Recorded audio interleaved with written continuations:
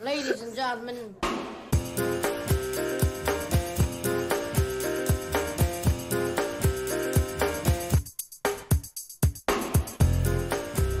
Voilà, la cocotte est partie. Après nous avoir parlé du poulet, on va parler du canard, puisque nous sommes mercredi.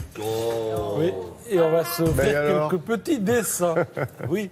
Alors, vous savez qu'à Calais, Yann Moix est revenu avec des documents prouvant, selon lui, on attend le film, qu'il y a des violences policières, et qu'à Versailles, il n'y avait pas de journalistes, en revanche. D'où ce dessin de Pancho.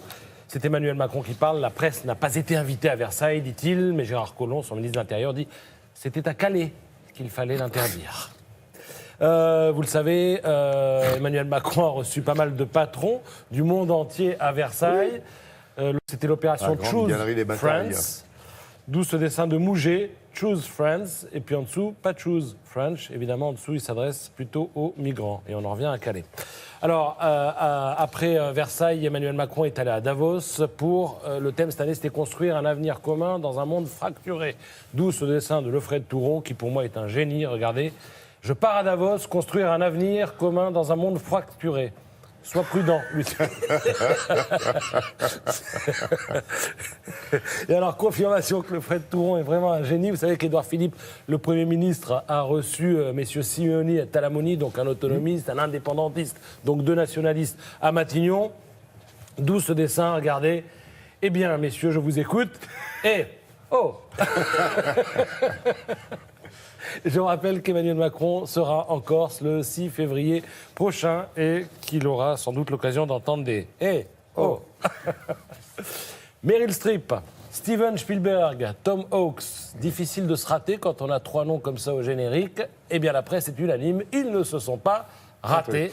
Il faut aller voir les Pentagon Papers, film haletant, nous dit ce matin Le Figaro.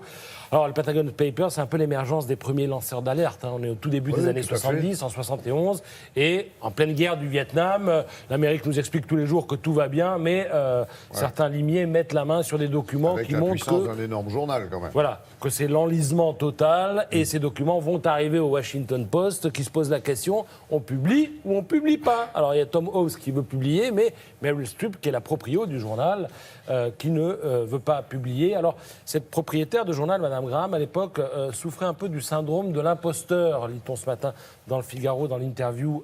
Pourquoi? Parce que son mari avait été patron du journal, son père avait été patron du journal, et elle récupère ça. Elle se retrouve dans une ambiance d'homme qui l'attendent évidemment au tournant. Ça aussi, ça résonne avec l'actualité chez nous. On est dans les années 70, effectivement.